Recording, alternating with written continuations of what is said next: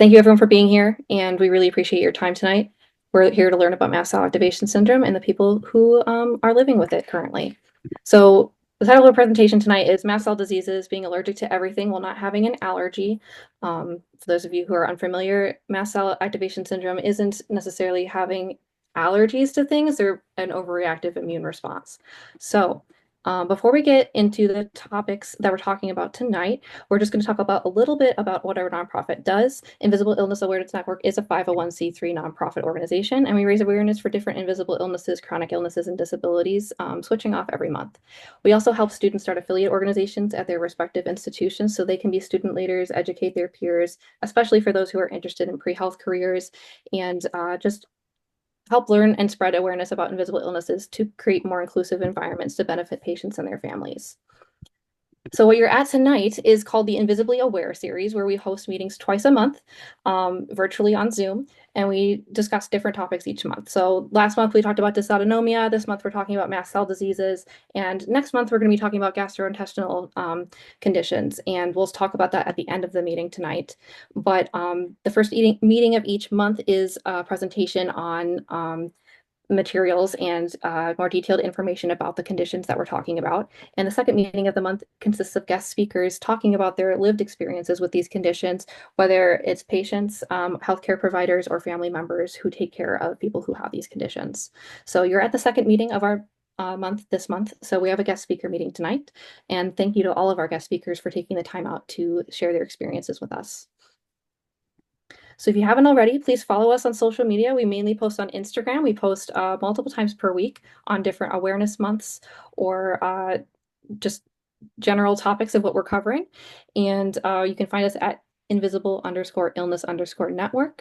And focusing on just the Invisibly Aware series. So what we're doing right now, our meeting schedules, guest speakers, and all information about events is under that one. So it's invisibly_aware_series.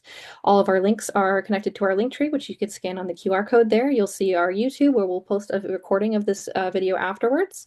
Our website and our events calendar and newsletter sign up is also found on there too. So a few disclaimers before we get started too. None of what we're talking about tonight is medical advice. So if you are concerned about any of these issues for yourself, please talk to your doctor. And please note that no two people with the same condition have the same experience with it. We'll see that tonight as all of our speakers tonight have mast cell activation syndrome. We are not experts on these topics, but our guest speakers are experts on their own personal experiences and their bodies. So please be respectful while listening to their experiences. We'll do a quick access check, and I always forget this at the beginning. We do verbal image descriptions of ourselves for accessibility reasons. So I am Stephanie. I'm one of the co-founders and co-presidents of Invisible Illness Awareness Network. I'm a white woman with medium-length brown hair, and I'm wearing a black jacket. You can find the captions in the bottom panel of Zoom by clicking the CC button. And if there are any other accommodation needs, please message Sarah on Zoom, and we'll take care of those as quickly as we can. Also, if you have any questions throughout tonight's meeting, please feel free to put them in the chat at any time. You can also direct message Sarah if you would want your question to be asked anonymously, and we will answer all questions to the best of our knowledge. Feel free to also raise your hand or speak up at the end of the meeting if you'd like to do so.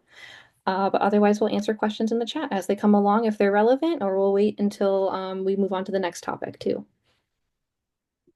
So what we like to do before we jump into guest speaker meetings is kind of do a little bit of a background, very brief summary of what our presentation meetings were. Obviously, we can't combine a 40-minute meeting into just a couple minutes here, but we take the highlights of what we talked about. So we call them our takeaways. So the takeaways from mast cell and mast cell diseases from last time are that mast cells are white blood cells that are found throughout the body. They're a key part of our immune system and allergic reactions, and they're responsible for releasing mediators. And mediators are basically responsible for our immune response and the symptoms for what we experience. Allergic reactions occur when the immune system itself identifies an allergen as dangerous, and sometimes severe allergic reactions can happen, and that can cause anaphylaxis, which can be a potentially life-threatening condition if left untreated and not taken care of. So when we say mast cell diseases overall, it's kind of an umbrella term for a bunch of different conditions that affect the mast cells, either because mast cells don't act the way they should, there's too many of them, or some combination of both. And some takeaways specifically about mast cell activation syndrome is that it's a condition where mast cells release too many mediators too often, often also when they're unnecessary. And as a general reminder, mediators are responsible for the allergic reactions and associated with symptoms, like I mentioned in the last slide. So generally, symptoms are systemic. They're affecting the neurological system, respiratory system, gastrointestinal, dermatological, and cardiovascular systems. Triggers for just vary by person. So common triggers can include smells, skin contact with certain ingredients, food, stress, medications, hormonal fluctuations, and symptoms can occur right away or up to 48 hours later, which can be a difficult experience trying to identify what a particular trigger is, since sometimes there can be a delay. Different treatment options include medications like antihistamines, mast cell stabilizers, and also just avoiding triggers once you can identify what your triggers are. And prevalence, there's been a few different studies looking at this, but there's a wide range of estimates. It's estimated anywhere from 0.1% of the population to 17% of the population. So we really don't know right now. It's a wide range, but a lot of people are affected by it. We do know that. So some let's do some brief introductions for our guest speakers tonight. So we have Taylor, which is Disabled on Instagram. We have Joanna No Banana on Instagram, and Caroline King 9845 on Instagram. Thank you guys for being guest speakers tonight. We really appreciate your time and your willingness to share your experiences. And if you'd like to do a verbal image description of yourselves, and maybe just a little bit about you, we'd love to hear. I can go first. My name is Taylor. I am a white woman with medium length brown hair wearing a black sweater. And I'm sorry, I totally blinked on what I'm supposed to introduce myself as. No, that's totally fine. You can just say anything you want about yourself, just as a Okay. brief introduction. If you'd like to say what you are diagnosed with, if you're comfortable, fun fact about yourself, anything you'd like to do. Yeah, I identify as disabled and I have mast cell activation as like a comorbidity of the common comorbidities that a lot of people have, which are like EDS and POTS and everything in that realm. And so that's kind of how I came along. My diagnosis was with the trifecta of that. Thank you for sharing. Hi everyone. I'm Joanna. My username is Joanna No Banana. Um, I um, I originally started more so on Twitter, so I'm still quite active on there, Instagram, and a little bit on TikTok as well. Um, Oh shoot, my description. So I am a white woman with medium curly hair, and I'm currently wearing a green floral shirt and a silver necklace. Um, but yeah, I'm really excited to just have this conversation and chat, and I think it's important to have these sorts of conversations. So I'm looking forward to hearing what other people have to say and to contributing to the conversation how best I can. Awesome. Thank you. Hey, I'm Caroline. I am a white woman with short brown hair. I'm wearing a blue and white blouse. I have mast cell activation syndrome, and I also have all the stuff that a lot of people have with it, gastroparesis, EDS, POTS, all of that. Um, yeah, I don't think what there's something else we were supposed to say. No, that's perfect. Thank you. Okay. Anything you want to share? Yeah. Well, we really appreciate you guys taking the time out tonight. Um, And yeah, we can get started with some questions here. So in general, what is your experience with mast cell diseases? What's your diagnosis? Give us a brief overview of what your experience has been. Examples of things to talk about could be when did you start experiencing symptoms? A brief description of how mast cell diseases affect you, what affects you, anything like that. I was diagnosed a few years ago, but I had been showing symptoms since I was a child. I went into anaphylaxis the first time when I was 8, and I was on vacation. And I've always been like allergic to things growing up and would always just break out into random hives all the time. And my parents would just like put Benadryl in my mouth and say like, you're good, like move on. And that worked for a while until I was an adult and I saw an immunologist and he was like, that's not supposed to happen. Like, you're not supposed to have hives like randomly all of the time or like go into anaphylaxis for like basically no reason. So yeah, then I went through the testing and got an official diagnosis and then was started on the mast cell stabilizers and the H2 blockers and all that fun stuff. You're muted. I've had a pretty similar experience. I also was diagnosed a few years back, I believe in 2020. And but like in terms of like yeah, like my first time having anaphylaxis was also in childhood, when I was 4 years old. And it was actually at a campfire, and it might have been literally just the smoke from it. And but yeah, but it's interesting, like just looking through like old medical records, like there was even something about like me reacting to like my diaper when I was like 6 months old that I came across more recently. So it's interesting how like this has always kind of been on the back burner. And then at some point, it really, like in the last couple of years, it really took off and really started to affect my life a lot more. So yeah, after I got diagnosed with MCAS, I then was also diagnosed with POTS and EDS, and all those like small random things that I felt like my body was always doing. That I was like, well, it's just a bunch of small random things, like it is what it is. Um, Suddenly all made sense all together. And it's been really nice to connect with a lot of other people who have MCAS, who have the trifecta, so MCAS, EDS, and POTS, or who, you know, just generally in the disability and chronic illness space.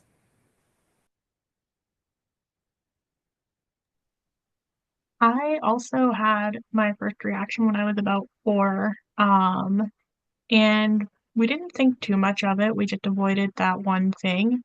And then as I got older, I started having more and more symptoms, and no one could really explain it. So I was kind of loosely clinically diagnosed when I was 19. An allergist finally said, I think you might have a mast cell disease. So increase these medications, and if they help, that means you have it. I was diagnosed more formally based on labs a couple years later when I was, I think, 21.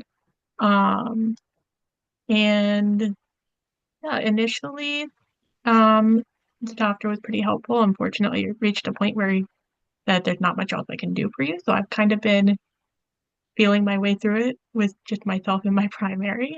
But yeah, I'm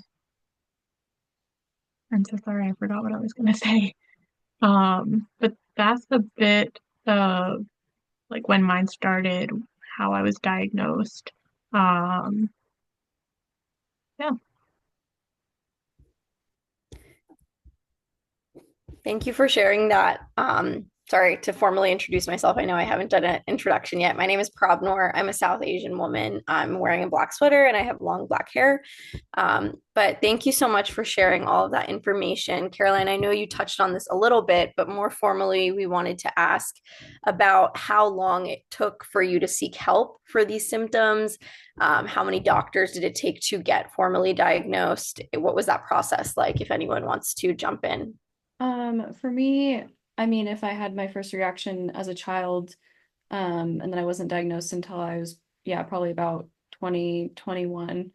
I mean, quite a while. And I had seen my parents took me to my primary, and then when I moved out, I went to a few doctors on my own, and then I moved states again and went to I think one or two more doctors um, before I was like officially diagnosed. And it felt like anticlimactic almost because I had been like searching for these answers. And then the doctor that finally diagnosed me, she sees it all the time. And so she's like, oh, yeah, you just have this thing. And I'm like, why couldn't it have been that easy for all these other doctors that I've seen? Like, how come? And then kind of like what Caroline said, it got to a point where like she couldn't really do anything anymore. Like she's like, oh, here's the medications you can take and here's the diagnosis. So then I basically just asked my primary to start handling the medications and like refilling them, because there's no point in like going back to see the specialist when like, okay, once a year you're going to tell me that I still have it and refill my medications. So it's frustrating, but still validating to get the diagnosis. Yeah, for me, I'm also kind of at a point where at this point, like my primary physician is just handling my MCAS. I had a really great MCAS specialist, and by the time I came to her, so my symptoms are primarily gut and skin symptoms, and I do feel like it affects like every aspect of my body. But like primarily those are the main things, that the skin and gut symptoms. So I wasn't able to hold down food. And I was very like nutrition deficit, and like I had to use a wheelchair just because of the weakness from like the nutrition deficiency. So when I went to see my MCAS specialist, she did the testing and stuff like that, like right there and then, which was really nice.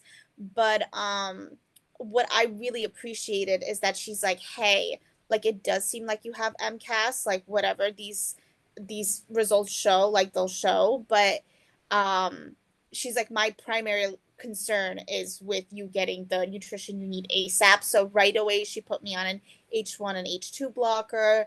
And then when I saw her next, like 3 months later, I was like, "Hey, I can eat about like keep down like 40%, which is like a big win for me at that time." And then she put me on cromolyn, and that was a real game changer. And especially like 3 months into cromolyn, I remember waking up for the first time and just not being in like severe skin pain, to the point that then like I was forgetting to take cromolyn because I didn't have the constant skin pain to remind me. But yeah, it was that was my experience with that. I first saw an allergist, I think it was pretty soon after my first reaction, so when I was about 4 or 5, and that doctor just told my parents that it's impossible to be allergic to food dyes because that was the first thing I reacted to. Which my parents were not content with that answer, but we didn't have many other options. We saw the allergist, the allergy test, you couldn't test for that, and we had no reason to really suspect much else, so we just avoided that one thing. But then as I was getting older, I started reacting to more things, and so I saw another allergist when I was about 14 or 15, because a surgeon wanted to rule out any sort of allergies before moving forward with the surgery I was going to be having. And all the typical allergy, like the skin test was negative.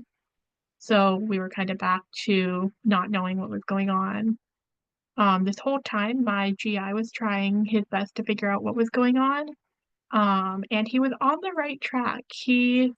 For my nausea, because that's one of my major MCAS symptoms, he said, "Well, I have some patients who find Benadryl helpful." He said, "I don't know why, but it helps some people." But being an antihistamine, of course, if it's being caused by an MCAS flare, it makes sense that it would help. So he was on the right track. And then when I was 19, he had me see another allergist who worked together with a dietitian and GI for a food reactions clinic, and they were the ones to bring up MCAS. So it took that would have been about 15 years to from my first reaction to when I was um, diagnosed. Um, so they increased my antihistamine. I was already on a low dose. They had me add on an H2. And then the allergist I saw when I was about 21 had me start another medication. And then my primary, actually, just a few weeks ago, started me on cromolyn. So we're still a little early. We don't know yet if it's working. I am hoping for the best. But yeah, that's a bit about how I got diagnosed and the time it took. Thank you for sharing. You guys all gave really good detailed answers for that. Thank you. You guys kind of spoke on this a little bit, but what's your day-to-day life like now, and what has your conditions kind of changed for you and how you live your life? So like examples could be like what symptoms you experience, you kind of touched on that. Um, how is your life different now versus before you had your condition or before getting diagnosed? And what change challenges do you face in your day-to-day life? And what has your condition maybe taught you about yourself and how you've learned to navigate things? I don't have much of like a frame of reference for before diagnosis or like before having MCAS. Um, but yeah, day-to-day life, there's a level of like anxiety and anticipation about like, am I going to react to this new thing or am I going to react to something that I've been using for a long time? Like for example, I have a port and I used numbing cream on it every single time I access myself. And then one day I used it and I had a full-blown reaction to it. And so I was like, okay, I've changed nothing. I've been using the same thing for 2 years and now I can't use it anymore. So it's like always the uncertainty of what you're going to react to and then having the means to handle that reaction, especially if you're like more prone to anaphylactic type reactions. I think I was also desensitized growing up to the severity of reactions and like how like threatening they can be. And I didn't realize for a really long time, like my doctor that diagnosed me had to explain to me that anaphylaxis doesn't always look like how people think it looks, where you're like, passed out on the ground, basically dead, is how I at least imagined it. And explained like, no, it actually is just, more like two or more body systems involved. Like it's a more of like a systemic thing. It doesn't mean that you have to be like completely unaware of what's going on. So that really changed my view of how I treat my symptoms because before I was kind of like, it's fine. This is just what happens as I'm like wheezing and I have like a visible rash creeping up my head. So that helped me almost like take it a little bit more seriously. And then also have like if my friends that have MCAS like be able to tell them to like, no, you should take this seriously. Like you shouldn't just have to deal with these like severe reactions because that could be dangerous. So yeah. It makes a lot of sense. Thank you. I have a lot of symptoms that affects nearly every system in my body. Um, and I have all the typical allergy symptoms. I have a lot of GI symptoms. I also have some neurological ones. I get migraines. I also get seizures from my MCAS, which it's hard to get that taken seriously, because, they see, oh, well, there's nothing on your EEG, so it must just be anxiety. Um, and I've been told anxiety has caused my other MCAS symptoms as well. Um, but that is a whole other conversation, I think. Um, I also don't really have a before, just since it started when I was so young. And it just kind of progressed for my whole life, basically, still is. Um, and I can relate to Taylor in the not taking it seriously, you just get so used to it. And one time in particular, I was having a reaction. Someone had been wearing strong perfume. And then the most random thing, the smell of pickles, is what sent it over the edge. MCAS triggers can be really random. And I was sitting there covered in hives, struggling to breathe, and I was like, "Oh, this is just my normal. It's fine."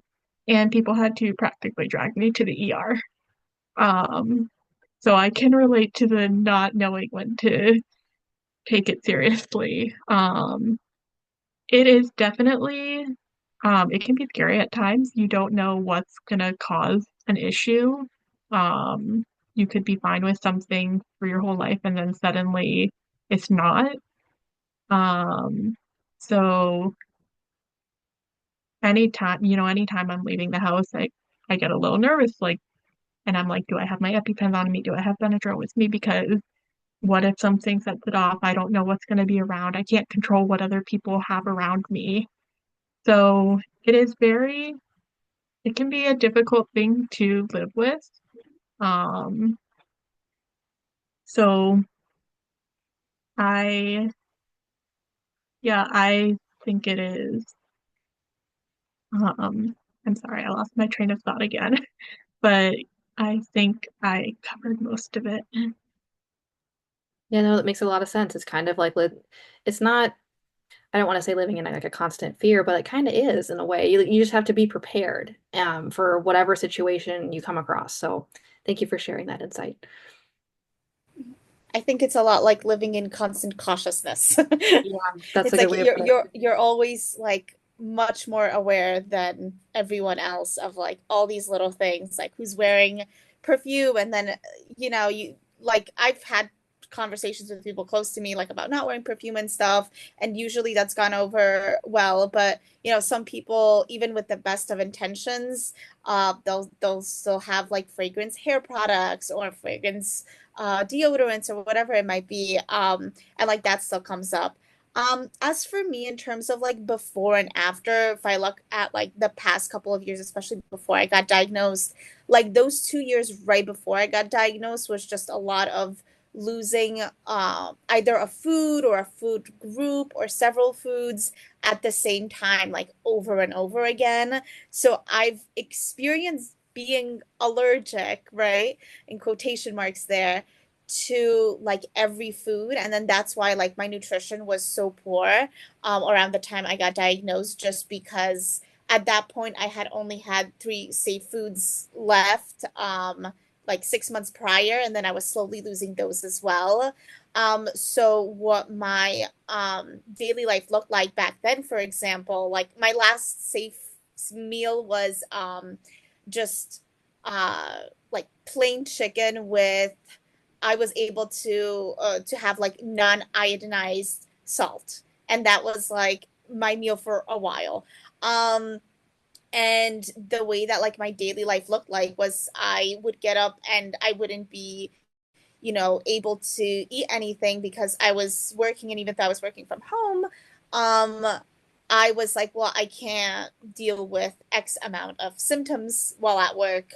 So I would get up, I would do my work, and then like as soon as I like clocked out of work, my partner would make me food and stuff like that, and he'd bring me the meal. And a lot of the times then like my blood pressure would drop, so like I had to have the meal and he would have to hold me to just make sure that, you know, with faintness and stuff like that. So that's what life looked like back then for me. And um, nowadays, not only working for myself, I think working for myself is one of the best things in terms of managing my symptoms, just because I can really, for, almost everything, um, I can utilize my energy when I have it and not have to worry about, just being clocked in at like a certain time, like especially 5 days a week. I know my body, and, I can give myself the accommodations that in the past I've had bad experiences trying to get. Um, but also, yeah, I think especially with the cromolyn. Now, the cromolyn shortage does affect me a lot. Right now, I'm on the capsule version of it, um, because the liquid vials I've been on for 3 years are on back order and they've been so hard to get. So that's definitely a difficulty, like with, as someone who has MCAS, being on cromolyn, like that medicine was so important to me and so life-saving, and has helped with so many of my symptoms. And it's primarily for skin and gut, but it's also helped like with a lot of other symptoms as well. Um, but yeah, it's difficult with any sort of back orders, as I'm sure it is for everybody going through any sort of back order situation with medicine.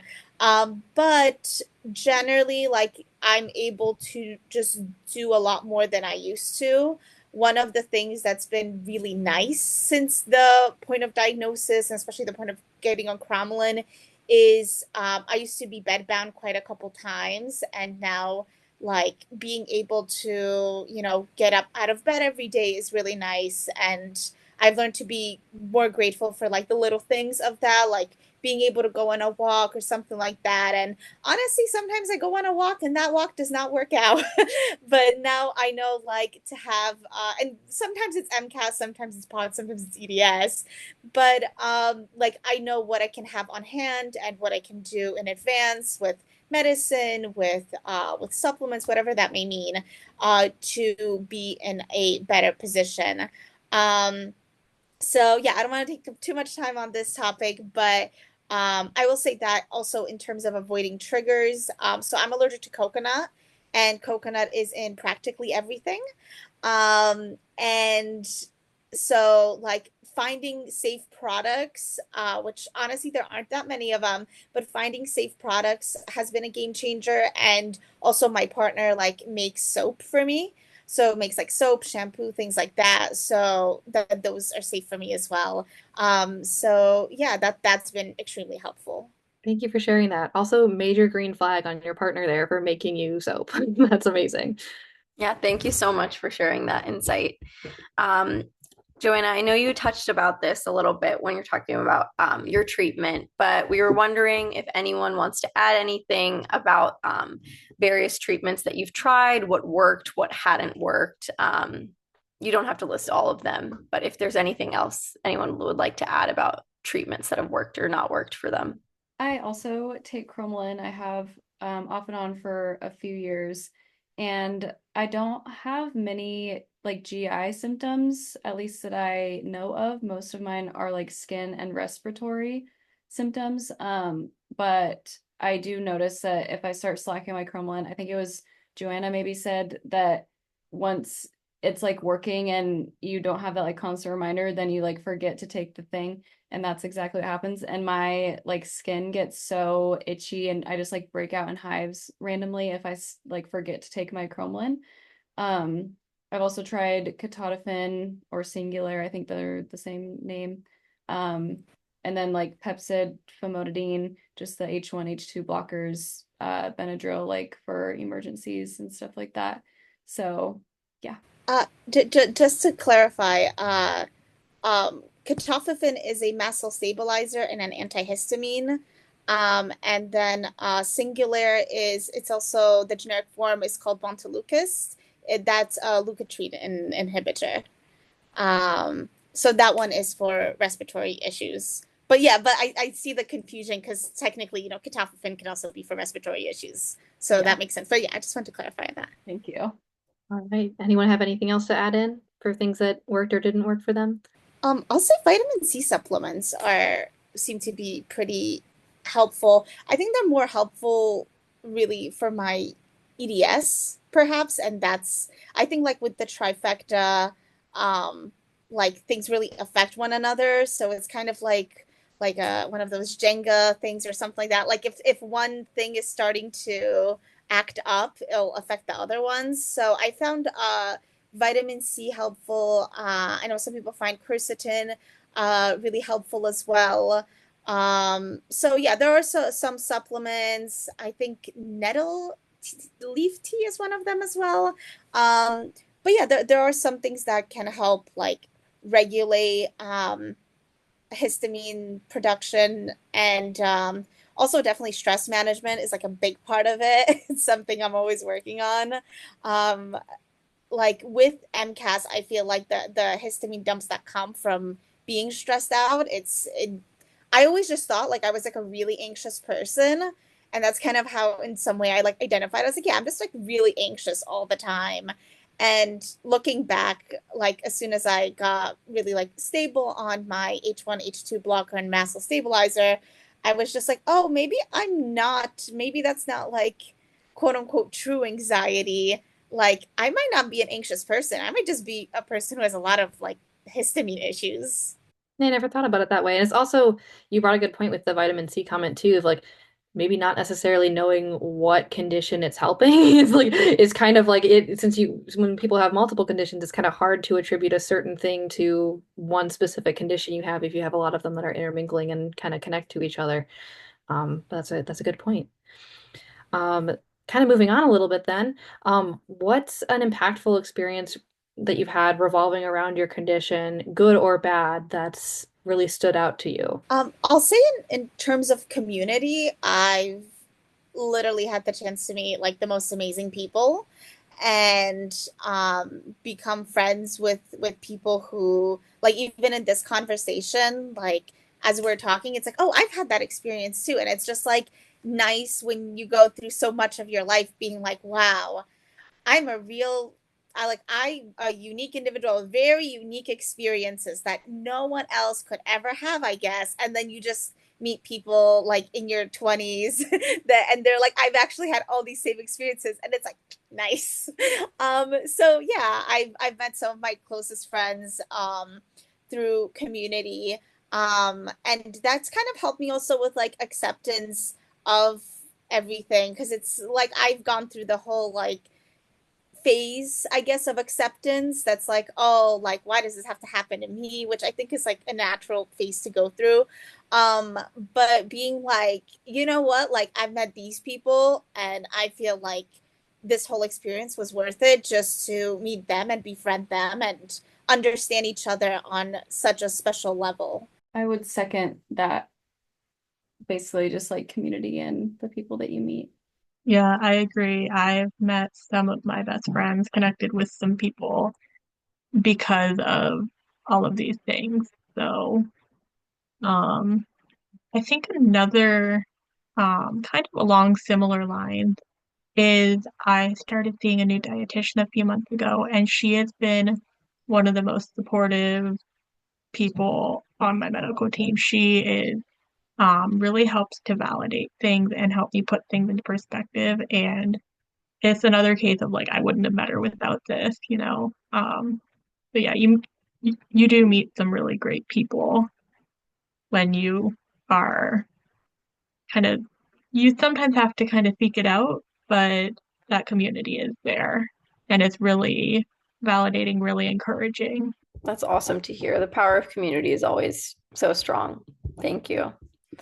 Um, Kind of switching gears a little bit, what has been your experience in the context of institutional structures in terms of their support or lack thereof of your condition?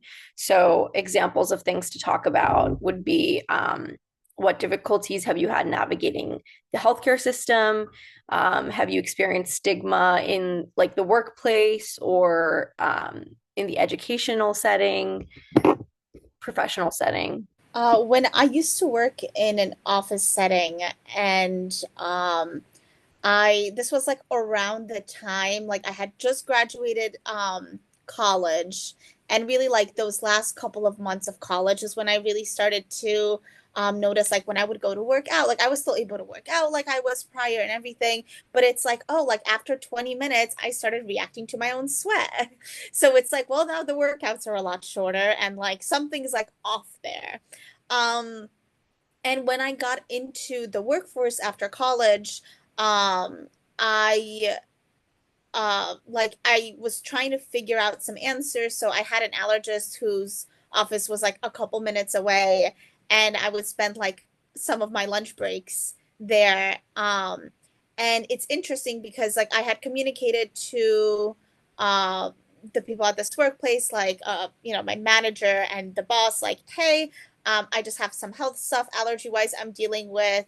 I'd like to go, you know, once or twice a week to this doctor during my lunch break. You know, depending on his busyness, I might come in, you know, 5 to 10 minutes off. Is that okay? They're like, yeah, yeah, no problem. But then, like, less than a month later, that was already used against me. Like, they're like, well, we're so accommodating to you. And they wanted to switch me from marketing to a completely different, like, sector, which I had absolutely no interest in. Um, and I was like, this feels like retaliation, honestly. And then I soon switched jobs after that, and then I was in that job for a while. And eventually I had really good communication with my manager, and she understood where I was coming from. She also had some friends like with celiac and with similar situations, so I feel like she was much more understanding. Um, but yeah, even asking people like, hey, to just not spray perfume in the office because it was like an open concept type of office space for most of us. And the person next to me used a lot of perfume. Um, and even though I brought in like HEPA filters, and this was like, I want to say this was 2020, 2019. This was like pre-COVID. Um, and yeah, like I would be wearing a mask and things like that, and I'd be wheezing and coughing, and it's like still wouldn't, um, it's still like people, a lot of people still didn't change their behaviors. A lot of people did though, which I'm very grateful for. So it's not like it was all like doom and gloom. And I think some people also it took them a while to understand where I was coming from. But there was like an instance where I was like, hey, I'm not able to like early on in this job, like first 3 months, I was like, hey, I'm not able to come into the office today because like of um, I just said like a health emergency or a health issue, and I had gotten anaphylaxis, airborne anaphylaxis because someone had microwave popcorn, um, which they asked people to not bring food there, and it ended up being actually like the HR person who was like in the meeting with me and my manager, and they were like, oh, like we don't let people just like take days off when they haven't like earned their PTO days yet and stuff like that. You can't just like do that. We're looking for someone who can be here long term and like all these things. And I was like, "Hey, can I go get my phone real quick? I want to show you something." And I went and I came back with photos of what my anaphylactic allergic reaction looked like, and it was like swollen eyes, swollen face, like everything red. And then I was like, yeah, the reason I couldn't come into work yesterday was because the day prior, at the end of the day, someone had microwave popcorn. I had this bad reaction, and I thought that it would be uncomfortable to the clients if they saw me in this state working. And then they were to try to kind of, focus it back from their perspective. And they were like, oh, yeah, like, so sorry about that. And then the HR person was like, oh, I was actually the one who like microwaved this popcorn. Um, so, anyways, that's kind of a long story short. Sorry, but yeah, I think like some people understood, and then after that, like they never said anything. I think just some people it takes longer to understand certain things than others. I think in general, like younger people tend to be a little more open-minded. And I think also maybe that's connected to just like the like millennial, Gen Z, and perhaps Gen Alpha as well. Like we're more open to talking about mental health, physical health, these sorts of things. Thank you for sharing that and giving some more insight and details to how that kind of worked in your work situation. Yeah, I'm thankful I've overall had pretty understanding employers. I did have one for a little bit who they weren't the best, they weren't the worst that it could have been, but I think my issues have more been in just in general, people not understanding whether it's just because they really can't grasp it or because they don't want to understand. Um, but I also started wearing a mask pre-COVID because of the airborne triggers, and people would make this whole big deal about it and like, oh wow, I didn't recognize you, and it became this whole big deal. Or and then post-COVID, being told by people you shouldn't be wearing that anymore. You don't need to wear that. I don't care if you wear that. And kind of explain like, no, I need to wear it. I could die without it. Um, and it is a seemingly small thing for people to be concerned about, but wearing a mask has actually been one of the biggest things that people make a deal of or get offended if I wear it around them. Or um, it is probably the biggest thing I've run into, oddly. As a kind of follow-up question to that, I think you kind of touched on this a little bit, but were you wearing masks like prior to the pandemic? Yeah, I started wearing one not too long before. It was in 2019 I started wearing one, about a year before that started. So I had already been wearing it, so it wasn't a change for me, except everyone else was wearing them too now. I wasn't that random person in the store that kids got scared of. Yeah. Did you notice like a big kind of shift with after the pandemic for how you were treated, like wearing a mask beforehand versus after? 'Cause that's Yeah, my thought is like, people are before, so used to masks and everything, but then it's like, well, we're done with the pandemic. You don't need it now. But people weren't paying attention before. Like it wasn't kind of a thing that was brought to everyone's attention, more or less. yeah, so before it was people were kind of surprised, or like I said, they would sometimes be offended that I'd wear it around them. Um, or people would just assume I was sick and stay away, which obviously pandemic didn't help with that aspect of it. But I was just kind of like that person over there who's got a mask. People just kind of stayed away from me or whatever. Post-pandemic, when the masks weren't required so much anymore, I would get, oh, you don't have to wear that around me. I'm not bothered, or I'm not scared of whatever. And I'm like trying to explain, no, like I've been doing this since before the pandemic. I had someone one time come up to me and say, Halloween's over. You should take that off now. Um, so I've had some interesting comments, very mixed reception.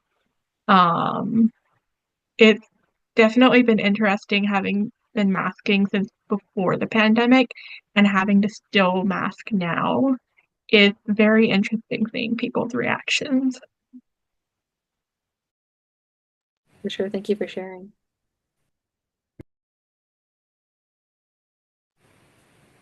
I will say just, personally from my point of view, like I don't view this time as even post COVID because like people are still getting COVID and I did end up catching COVID one time. So I'm in New Jersey.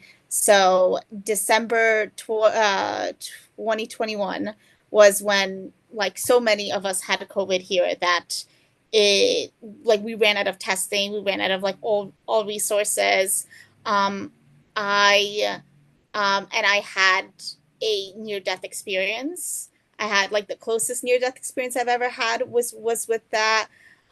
So like I still stay masked and like kind of to go into the stigma aspect of this conversation. While like I personally haven't had too much trouble with like doctors, but I also do try to limit my time in like in doctors' offices and things of that nature, just because people do come in sometimes with sickness. Um, and even in terms of like medicine, like just medicine, like kind of over the counter medicine, Motrin, Tylenol, those sorts of things, my body reacts poorly to them. So I know that like I have the medicine that I have for like my MCAS treatment, and that's almost all the medicine I have in case, I get sick with anything else, whether it's COVID, flu, even if it's just like more like the common cold.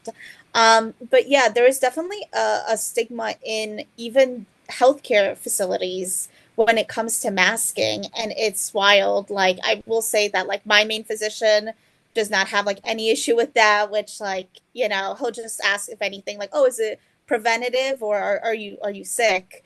But like that's as far as that question ever goes.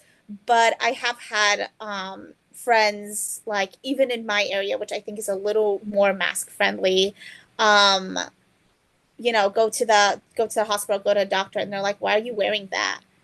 What? I'm not sick. What do you have? Like I'm not scared of what you have." And I think there's like something there that when people see a mask, they're reminded of certain stuff that maybe honestly, like in my opinion, maybe they didn't fully, you know, spend enough time grieving, spent enough time like in therapy discussing. Maybe it was something that people try to ignore, and there's like a constant thing of people like ignoring the pandemic even now.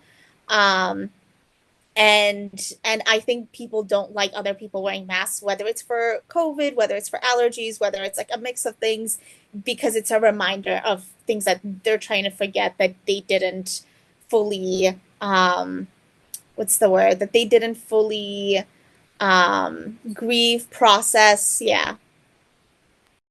That's definitely a component too, for sure. There's a lot of, masks. It's like it's kind of like it can be a symbol for some people of certain things, and like you said, like of different reminders and whatnot. It means different things to different people, and there's obviously more than one use for, well, an intentioned use for a mask and whatnot.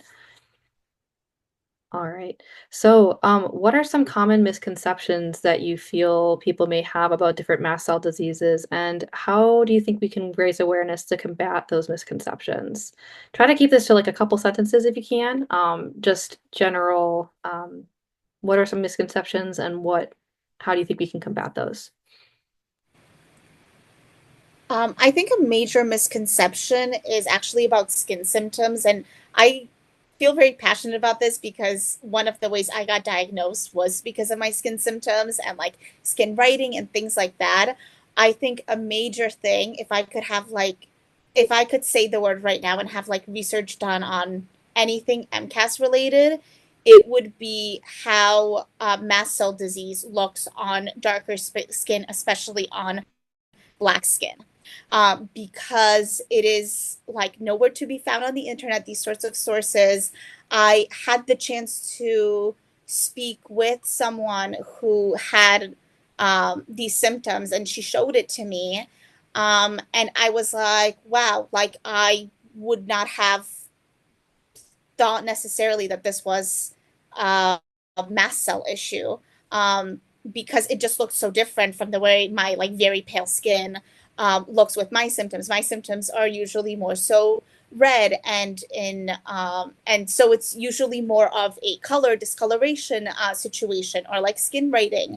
While like for this person who I met, she was sharing that it's more so um, like little dots that she gets. And then I was speaking to another friend who's black and who was considering that they may have MCAS or another mast cell disorder.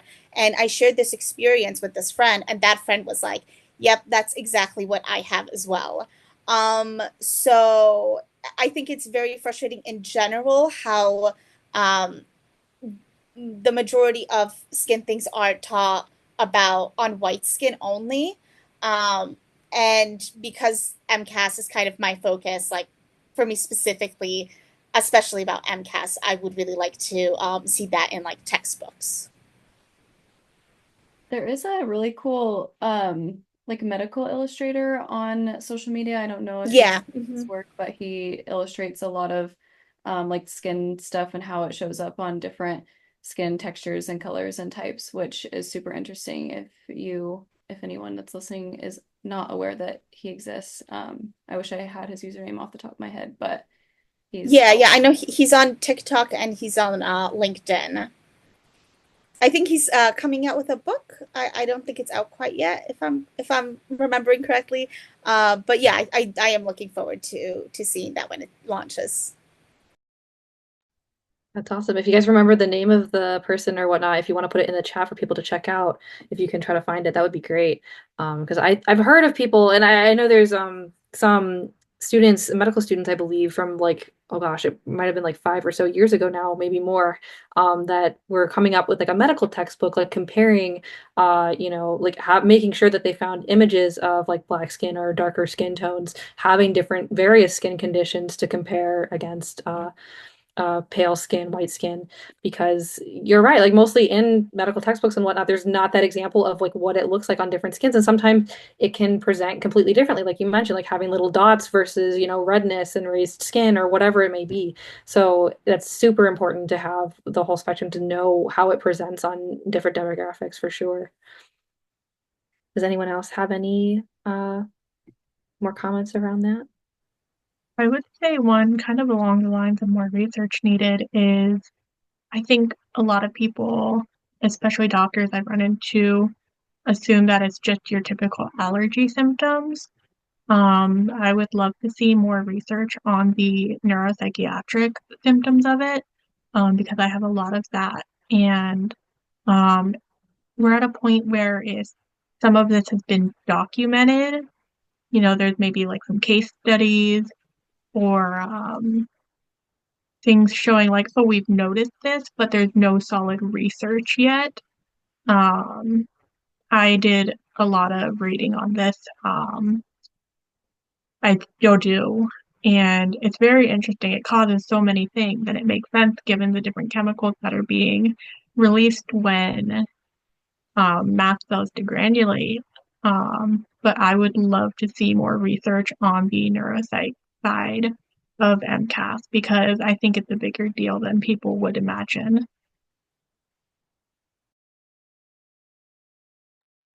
I wish more doctors or even patients were aware of the limitations surrounding MCAS diagnosis and how, like, a lot of the times the diagnosis, like, process can be inaccurate because of the half-life of the mast cells and, how quickly you have to test for them, like during or immediately after a reaction. And so a lot of providers that are testing patients don't know this. And so then the patient will test negative, even though they probably actually do have it. And then they're not getting the correct like treatment that they need. And then, if patients knew that too, then they could like advocate for proper testing. So I wish that that was like a more widely understood thing about the diagnosis. But yeah. For sure. And then you need to have labs that properly handle the specimen too, because if they don't test it right away or look for what they're supposed to be looking for, then it's kind of a wasted test at that point too. So it's not just the provider, it's also, patient, well, doing the test properly themselves and then the people in the lab handling it too. And going through more people, the longer the delay there is. Yeah, I had like a endoscopy and I asked if they would take tissue samples to test and like stain for MCAS, and my provider was like, there's no point because the lab ends up destroying the tissue like before they even get to test it, and then it will just show up negative. So, and I'm just like, but why is that just like what's accepted? Like how come there isn't like the lab hasn't been taught how to better handle the samples? Like how are you supposed to like diagnose this then? That's kind of strange that that's just like what's accepted. For sure. It's something that we need to like adapt and, change different strategies. Maybe for certain patient populations, it's a normal thing and it's better that way, but for others, it's obviously not. I'll add on to the struggle with getting diagnosed. I saw an allergist last year, and it was pretty much he wasn't going to do anything unless I retested. And at the lab at the hospital he was at, because they're used to it, and the local one where I am is kind of notorious for mishandling, which I understand. But first of all, his lab is an hour away from me. And that's about the time frame you want to get there. And I also don't drive. So that's something that's just not really an option to me. I don't have the option to say, oh, I'm having a flare. I need to go get this lab done. So for some of us, it's just not accessible.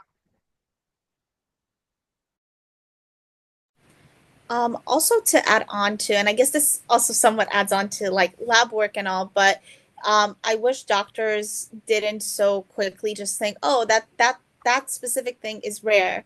So like this person can't have it. It's like, well, clearly there are people who have it.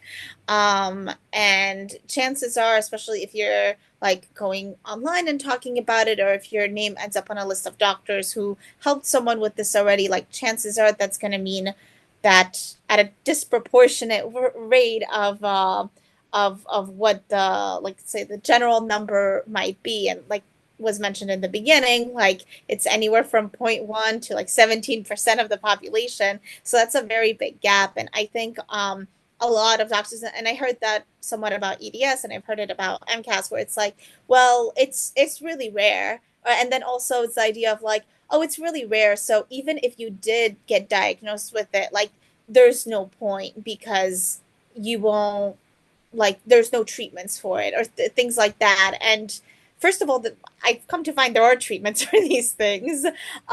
And also just like a super, super general one for people working in healthcare is that it's like totally okay for them to just admit that they don't know something or that they'd have to do some further research on it or that they have to call up someone else in their network at their hospital, whatever that may be, to get in on the consultation, or refer the patient to a different doctor. Like, it's okay to not know. It's a lot less harmful for doctors to say, hey, I don't know this, like, here is like a next step that you could take, or come back to me in 2 weeks or so, let me do some research on this, let me connect with some other doctors, rather than just automatically being like, well, I don't see it this way, so it can't be. I had a doctor that, like, after my MCAS specialist left, this doctor was like, oh, I see you're diagnosed with MCAS. He's like, that's not a real diagnosis.